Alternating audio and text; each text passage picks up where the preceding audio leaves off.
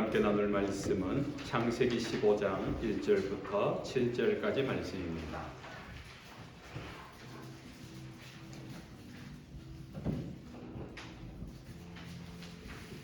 함께 합독하겠습니다. 이후에 여호와의 말씀이 환상 중에 아브라함에게 임하여 이르시되 아브라함아 두려워하지 말라. 나는 내 방패요 너의 지극히 큰 상급이니라. 아브라함이 이르되 주 여호와여 무엇을 내게 주시려 하나이까? 나는 자식이 없사오니 나의 상속자는 이 다메섹 사람 엘리에셀이니이다.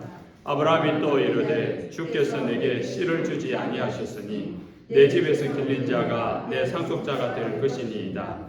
여호와의 말씀이 그에게 임하여 이르시되 그 사람이 내 상속자가 아니라 내 몸에서 날 자가 내 상속자가 되리라 하시고 그를 이끌고 밖으로 나가 이르시되 하늘을 우러러 무뼈를 셀 수 있나 보라. 또 그에게 이르시되 내 자손이 이와 같으리라. 아브라함이 여호와를 믿으니 여호와께서 이를 그의 의로 여기시고 또 그에게 이르시되 나는 이 땅을 내게 주어 소유를 삼게 하려고 너를 갈대아에 있는 우르에서 이끌어낸 여호와니라. 아멘.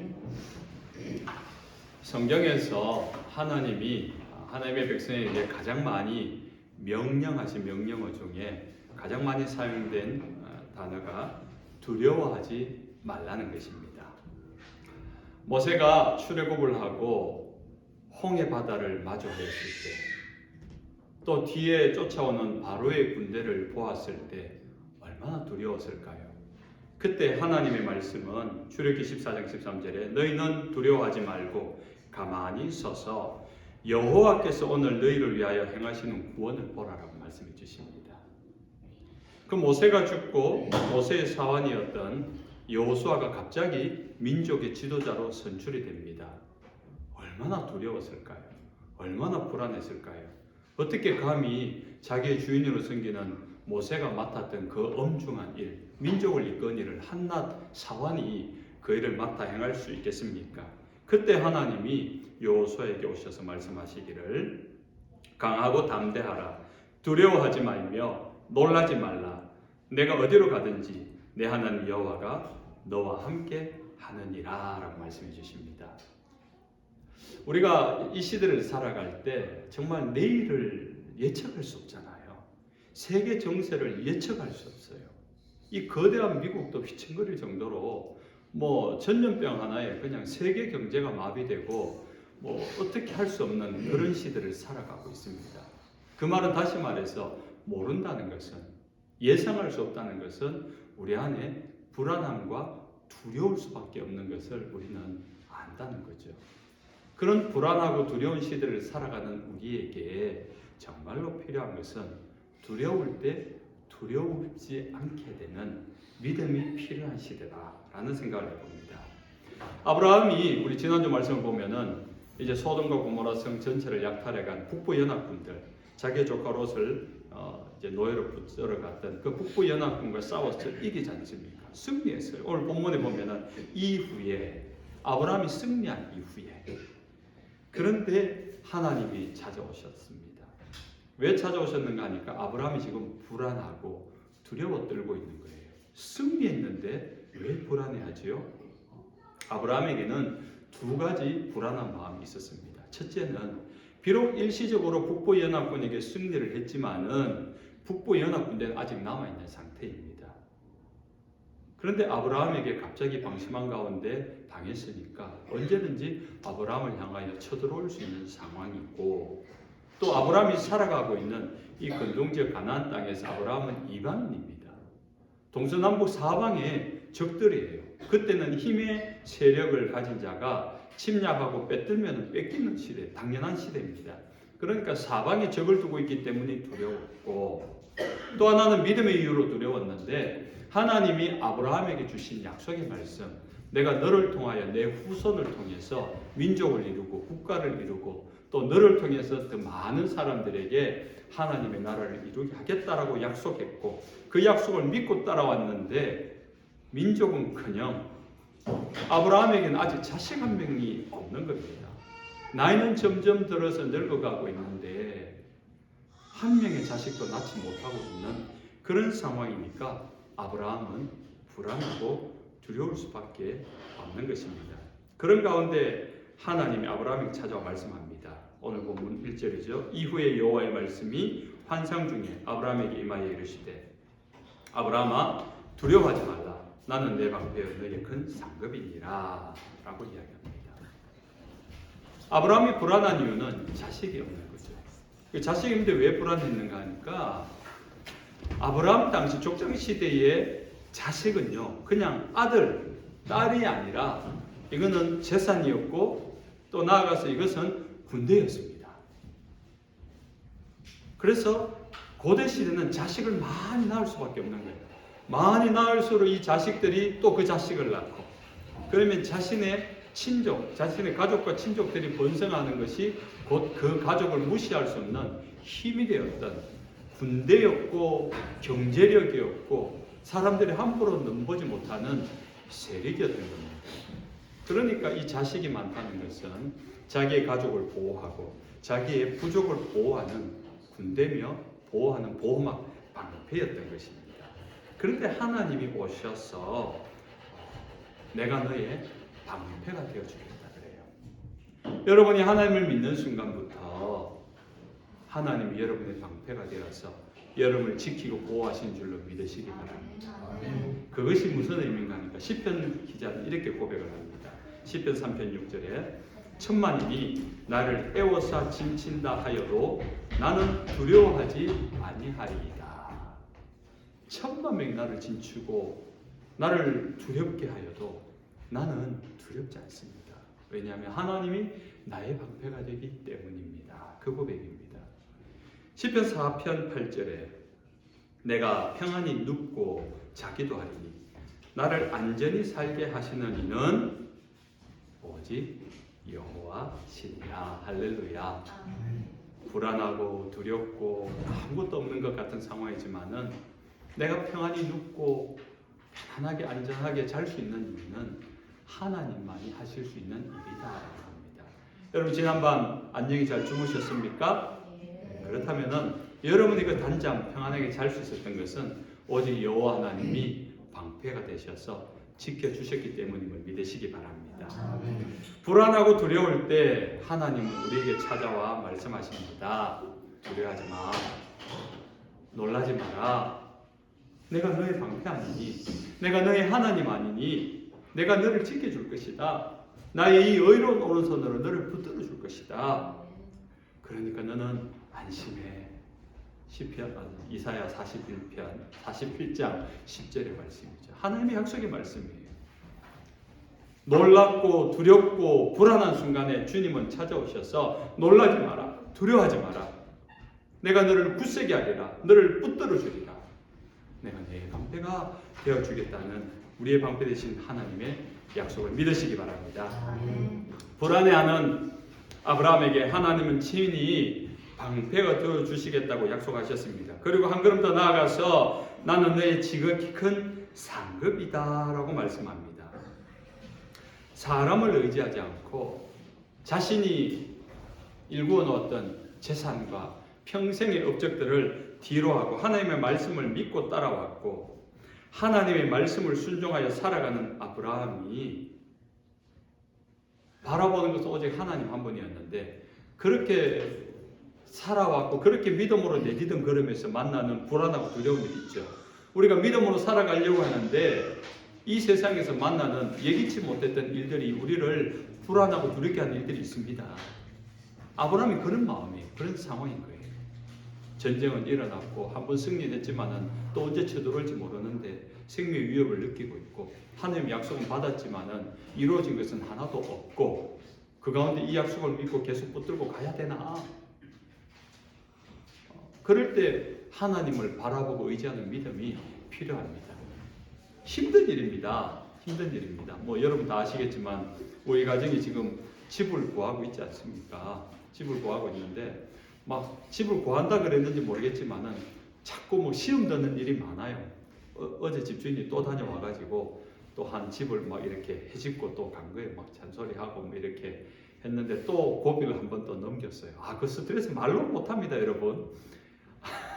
그러니까 웬만한지 대충 이렇게 그냥 이 집 그냥 해서 살면 좋겠다 뭐 그렇게 하는데 또 뭐가 조건이 안 맞고 이렇게 해가지고 계속 지금 뭐 딜레이 되고 있는 가운데 지금 세월아 내월아 가고 있으니까 좀 아브라함과 좀 비슷합니다. 아브라함과 비교는 안 되지만은 좀 그런 가운데 있습니다.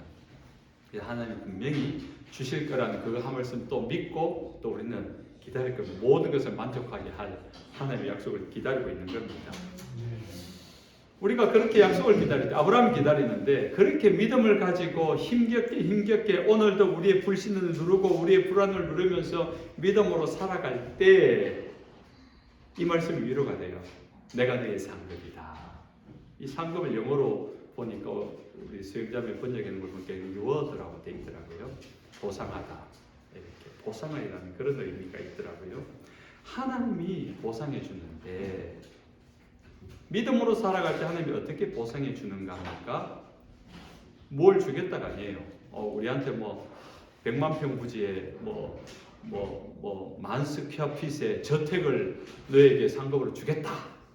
이런 게 아니라 나는 너의 상급이다라고 이야기해요.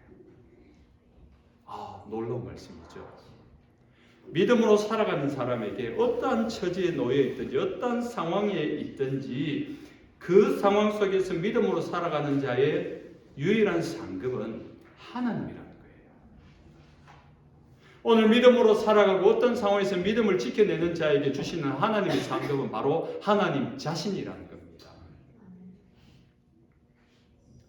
온 세상을 창조하신 하나님, 창조주 하나님. 그 말은 온 세상보다 크다는 거예요. 나는 너에게 지극히 큰 상급이라. 지극히 영어로 어떻게 되죠? 지극히 great는 어느 정도입니까? 이만큼쯤 되나요? great가 뭐 한 미국 땅 절반쯤 될까요? 그 정도면 great한 겁니까?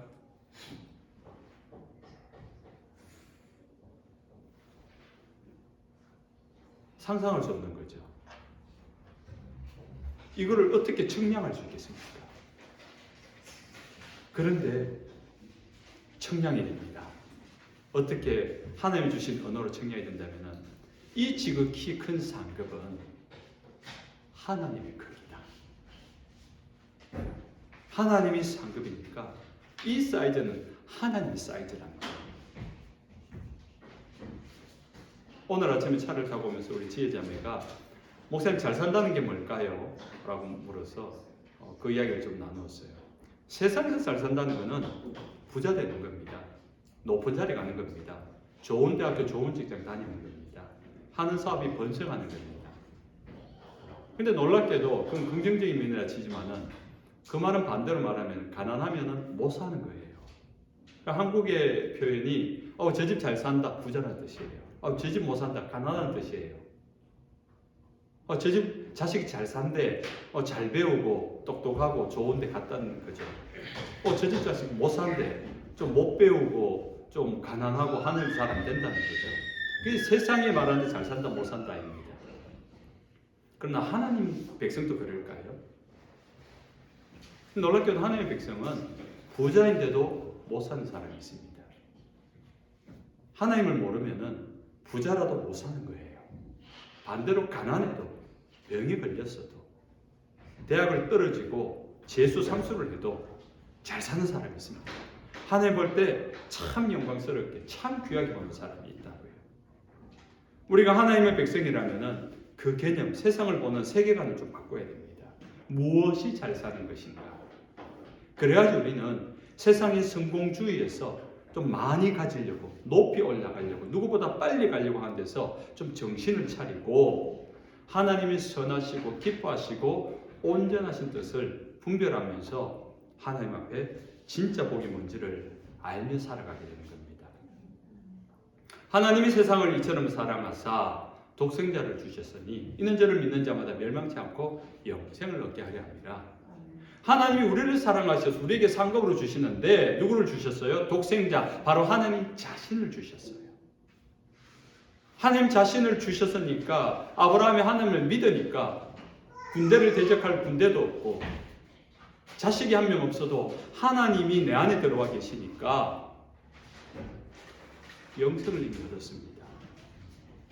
세상의 모든 것을 창조하신 주인이신 주님이 내 안에 들어와 계시니까 세상의 모든 것이 내 안에 있다는 거죠.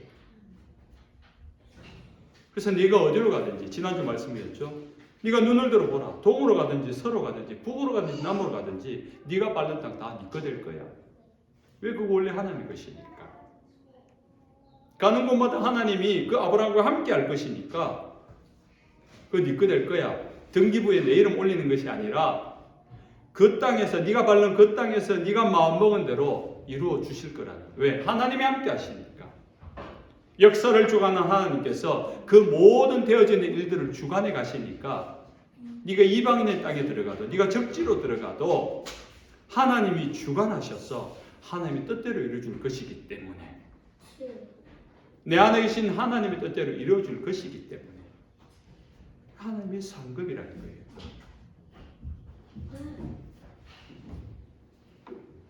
성경에서 하나님이 기뻐하는 유일한 단어가 있다면 믿음으로 행하는 자예요. 하나님을 믿는 믿음으로 살아가는 자. 그 이야기 나는 너의 방패고 상급이라는 이야기 듣고 난 다음에 아브라함이 이야기를 합니다. 불안하고 두려워하던 아브라함이 조금 위로를 받은 것 같아요. 그것이 이제 2절과 3절에 아브라함이 이르되 주 여호와여 무엇을 내게 주시려 하나이까 나는 자식이 없사오니 나의 상속자는 이 다윗 사람 엘리에셀이니이다. 자식은 없는데 하나님께서 민족을 이루겠다는 그 약속, 하나님의 약속의 말씀은 또 믿고 나왔으니까 이게 지금 그래서 하나님의 약속 저 믿습니다. 믿긴 믿는데 지금 자식이 없으니까 지금 나에게는 다메섹 사람, 내 종인, 충성스러운 종이 한 사람인데 엘리에셀이다. 이 사람이 너무 충성스러워서 정말 내 자식보다 있다면 자식보다도 나에게 더 잘하니까 이 사람이 내가 상속해서 하나님의 약속을 이루겠습니다. 뭐 사실 그 시대적 상황으로는 시대 상황에서는 종이라도 양자 삼아가지고 자기의 상속을 이루어줄 수가 있었거든요. 그것이 아브라함이 알고 있는 지식이었고 그 시대 사람들이 살아가는 일반적인 방식이었던 겁니다. 그러나 하나님의 방법은 몰랐던 거죠. 하나님의 약속의 말씀도 믿음도 있지만은 의심도 있기 때문에 절충 안으로 아브라함이 내놓은 거예요. 이 아브라함의 심리가 보이잖아요. 그래서 안 믿는 것도 아니고 믿는 것도 아니에요. 그 중간쯤 되는, 사실은 우리가 이 세상을 살아가는데 이런 믿음의 중간쯤 되는 상태가 우리는 굉장히 익숙합니다. 부인하지 마시고요. 나는 안 그런다는 표정으로 저를 보지 마시고요. 여러분 다 안 그런 것 같네요. 다 믿음이 있는데 저만 그럴 때가 좀 많은 것 같습니다. 중간하게 완전히 확 믿는 것도 아닌데 안 믿는 것도 아니야. 그 중간 상태에 있는. 그래서 하나님의 약속을 이루기 위하여 나를 통해서 민족을 이룬다 했으니까 그러면 내 상속을 이어갈 사람, 자식은 안 생길 것 같고 아브라함의 생각에 자식은 없을 것 같고 지금까지 없으니까 그러니까 내 충성스러운 종 엘리에셀 하면 안 되겠습니까? 라고 하는 일종의 제안이죠. 제안이면서 동시에 숨어있는 것은 하나님 그 약속을 했으면 이루어주셔야죠 하는 좀 항변이기도 한 것이 교묘하게 들어있는 아브라함의 대꾸입니다. 그 말을 듣고 있던 하나님이 어떻게 이야기합니까? 5절이죠. 가만히 듣고 계신 하나님이 그를 데리고 밖으로 나가 이르되 하늘을 우러러 무뼈를 셀 수 있나 보라. 또 그에게 이르시되 내 자손 이와 같으리라. 하나님 못 박아버리죠. 그러면서 6절에 아브라함이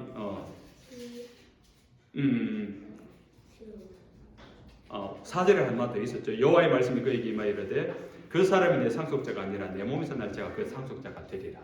이런 지하에 아브라함의 제안을 거절합니다. 그 절충안을 이건 아니야. 그건 하나님의 약속, 하나님의 방법이 아니라는 거죠.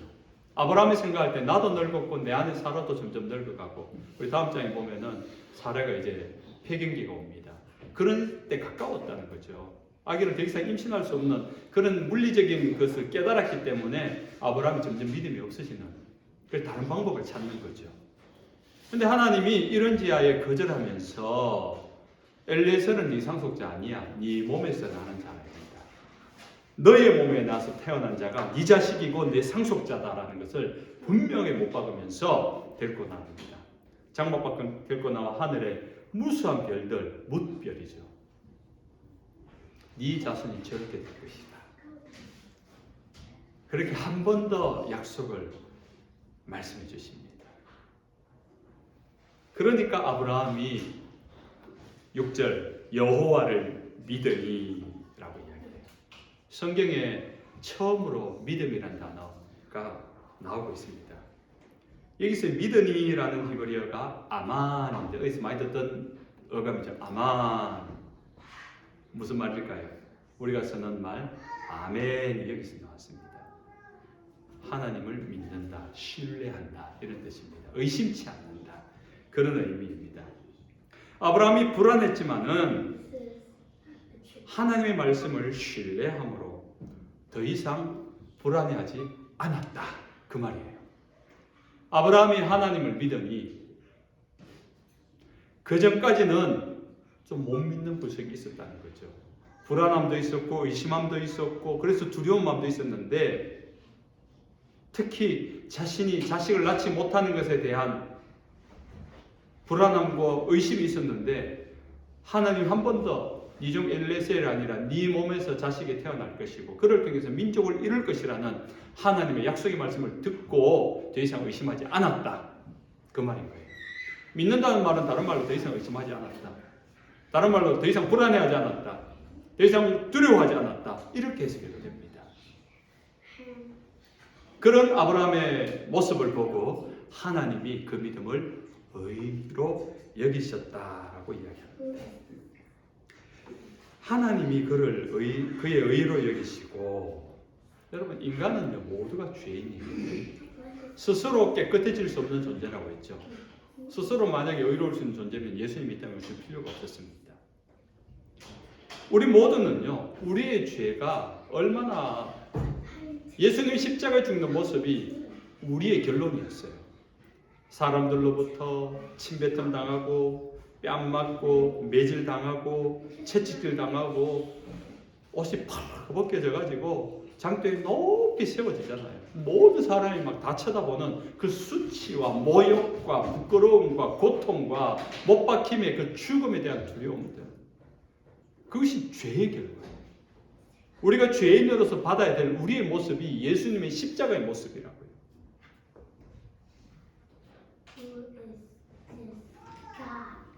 그런 벌거벗겨진 부끄러운 우리의 모습을 하나님이 의로 옷을 입혀주신 겁니다.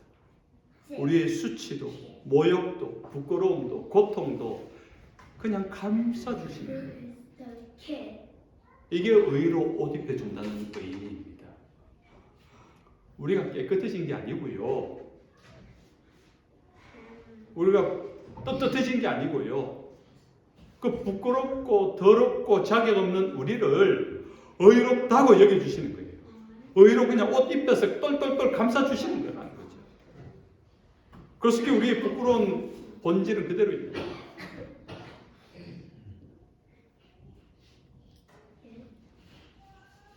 하나님의 은혜는 그런 것입니다. 우리는 자격 없지만, 우리는 날마다 부끄럽지만, 우리는 날마다 실수하고 실패하지만은 그런 우리에게 찾아오셔서 그를 감싸주시고 여러분들을 그 깨끗한 의로운 옷으로 덮어서 완전히 머리부터 발끝까지 하나도 빈틈없이 덮어주셔서 의롭다 여겨주시는 것. 그게 하나님의 은혜입니다. 아브라함이 어떻게 하니까 하나님이 그렇게 의로 여겨주셨다고요? 믿음.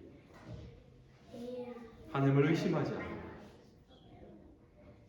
의심하고 불안하고 군대를 바라보고 자식들을 바라보면서 불안했던 그 요소들을 그 시선을 하나님을 향하여 고정시키고 눈을 돌리는 순간 믿으니 의심을 없애고 다시 하나님을 바라보니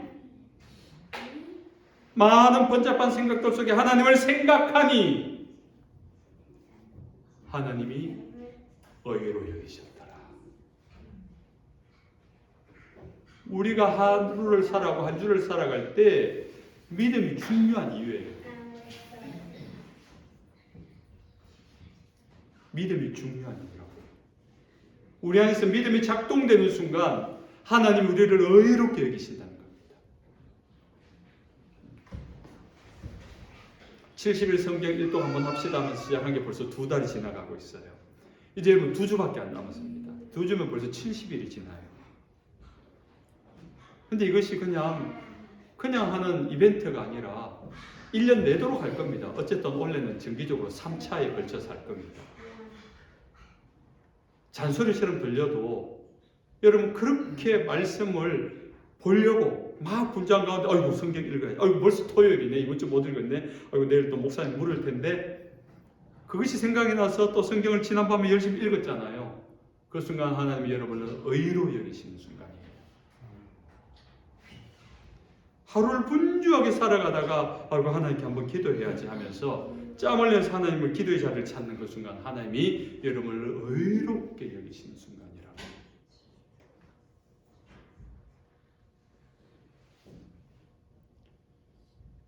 이 성경 읽기를 합시다라고 강조를 안 하면요. 여러분 가운데 그런 분이 있는지 모르겠습니다만 일주일이 지나도록 한 번도 성경 안 펴보고 어쩌면 유일하게 일주일 동안에 주일 와서 설교 들을 때 유일하게 한번 펼 수 있는 그런 일이 올 수도 있다는 거죠. 그럼 1년 365일 중에 딱 한 번도 안 빠지고 예배를 오면은 52번, 원래는 53번을 성경책을 펼치게 됩니다. 그게 다라는 거죠. 물론 그것도 은혜입니다. 그러나 그거는 신앙의 표현을 이렇게 해서 죄송한데 오해는 하지 마셔도 들으세요. 그 정도 되면은 그 정도는 신앙을 연명하는 수준이라고 봐야 돼요.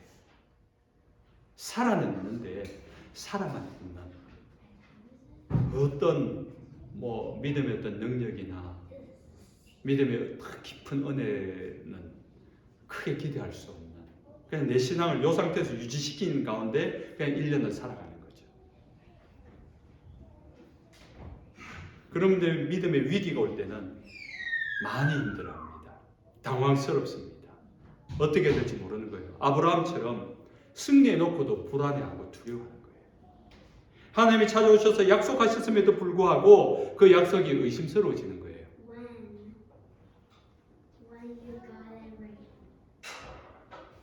어느 순간부터 하나님을 바라보기 시작하고 말씀을 듣고 읽고 보기 시작할 때 그때 우리 안에 믿음이 반응하고 자라가는 거예요. 그때 하나님이 찾아오셔서 우리의 믿음을 의롭다 여겨주시는 거예요.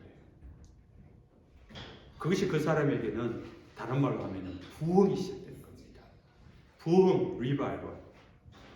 살아난다, 되살아난다, 죽었던 것이 소생한다. 그것이 부흥의 단어입니다. 여러분, 뉴스를 통해서 신문에도 나왔고요. 유튜브는 지금 난리가 났는데 여기서 한 4시간, 5시간 거리 정도 될 것 같은데 켄터키 주에 학교 이름이 에제베리 대학교 혹시 보셨습니까? 에제베리 대학교에 3주 전부터 도시가 5,000명 도시 인구밖에 안 되는 곳에 자그마한 감리교 신학교에 그 대학교 채플실에서 지금 3주째 예배가 이어지고 있대요. 24시간 릴레이로 지금 3주째 쉬지 않고 예배를 하고 있대요. 거기에 그 지역 사람들뿐만 아니라 미국 전역에서 얼마나 많은 사람들이 그 예배 현장에, 부흥 현장에 참여하려고 강당은 이미 꽉 찼고요. 바깥에 막 그냥 잔디밭에 사람들 모여서서 찬양하고 기도하고 그게 진짜인지 모르겠지만은 전 세계에서 모여들고 있대요. 그 사이에. 또 저는 페이스북을 하니까 제 페이스북에 아는 목사님들이 많아요. 그래서 이게 진짜 부흥이 아니냐고 감론을박이 막 이뤄지는데 저는 그것까지 모르겠고요. 저는 그것을 보고 하나님의 은혜를 한 가지 받은 게 있습니다. 조그만 시골 마을에 우리보다 더 작은 도시에 하나님의 은혜가 임하니까 그 무명에 알지도 못했던 조그마한 학교에 예배하려고 사람들이 찾아옵니다. 거기서 은혜 받았습니다. 24시간을 예배하려고 하는 예배자가 있으니까 누군가 시작한 거 아닙니까? 근데 그것이 옆 사람에게 번지고 그 학생들에게 번지고 그 첫 일주일은 학생들이 예배를 드렸대요. 근데 그 소문이 나고 일주일 두 번째 주부터 정말 요즘 소문이 빨라요. 두 번째 주부터 외부에서 사람들이 찾아왔다는 거죠. 내가 하나님을 좀 놓치고 있습니다. 저는 이 스크랜턴에 한국 사람이 어른 49명 살고 있는 걸 파악하고 있습니다. 이분들이 다 모여도 그냥 자립한 교회 하나 정도예요. 처음에는 지금도 그렇게 기도하고 있어요. 그래서 49명의 이름을 부르면서 매일같이 하나님 이들이 복음을 듣고 교회로 모여서 하나 되게 해달라고 그렇게 기도하고 있어요. 그런데 어느 순간부터 기도를 바꾼 게 이 시골 마을에도 사람들이 전국에서 모여든다면은 우리가 하나님을 예배함이 살아있고 하나님의 은혜가 임하는 스크랜턴 교회고 그 은혜로 충만하고 예배하는 자들이 그 마음에 하나님의 부흥의 불씨를 갖고 있다면은 이분은 금방 번지겠구나. 그래서 우리가 그들을 찾아가기 전에 그들이 찾아오겠구나. 그런 교회가 되어야 되겠구나. 우리가 스크랜턴에 국한되는 교회가 아니라 정말로 살아있는 예배 하나님의 임재가 있어서 그 영광스러운 가운데 우리가 감사하고 벅차하고 그러면 정말로 예배자들이 찾아오겠구나. 정말로 예배하고 싶은 자들이 찾아오는 곳이 되겠구나. 우리 교회가 그런 교회가 되어야 되겠구나. 기도 제목 받을 거예요. 그래서 마운틴탑, 룩스베리, 스트라스버그, 밀포드 기도하고 있습니다. 알렌타운까지 기도하고 있습니다. 알렌타운 제가 처음 여기 와서 목회하려고 했던 곳이기 때문에 기도했던 곳이기 때문에 만약에 필라델피아에서 알렌타운에서 여기까지 예배하러 왔다 끝난 겁니다. 끝난 겁니다. 그때는 이미 우리 교회가 놀랍도록 하나님 은혜 속에 휩싸여 있을 때라고 저는 믿습니다. 그래서 벅찬 거예요. 예배자가 찾아오는 것. 하나님, 교회가 있던 곳이 윌키스베리도요. 교회 한인교회가 2개가 있었는데 다 문 닫았대요. 우리 한손 집사님은 알고 계시죠? 거기 있었다. 교회는 없어졌지만 거기에 성도들 남아있을 거 아닙니까? 그 도시마다 한인들이 없는 곳이 없잖아요. 그래서 제가 간절히 중보하고 있는 것은 그 도시들마다 예배자들을 일어나기를 기도하고 있어요. 그곳에 예배자들이 사모하고 이 스크랜턴 교회가 생긴 것도 교회가 없어지고 예배하고 싶은 마음에 성도들이 몇 분 남아서 기도하는 가운데 다시 세워진 거 아닙니까? 그 마음을 하나님 받아주신 거죠. 그렇다면 우리가 스크랜턴에서 예배하고 기도하고 그러면은 1시간 이내의 도시에서 지역에서 예배한 자들이 찾아오는 것이 되지 않을까요? 저는 우리 교회가 그런 교회 되길 바랍니다. 서로 예배를 열망하고 갈망하고 사방에서 예배한 자들이 찾아오는 교회. 그래서 도시를 다시 살려낼 수 있는 교회. 사랑하는 스크랜턴 가족 여러분, 우리 인생 가운데 우리는 언제든지 불안할 수 있고 두려움에 빠질 수 있습니다.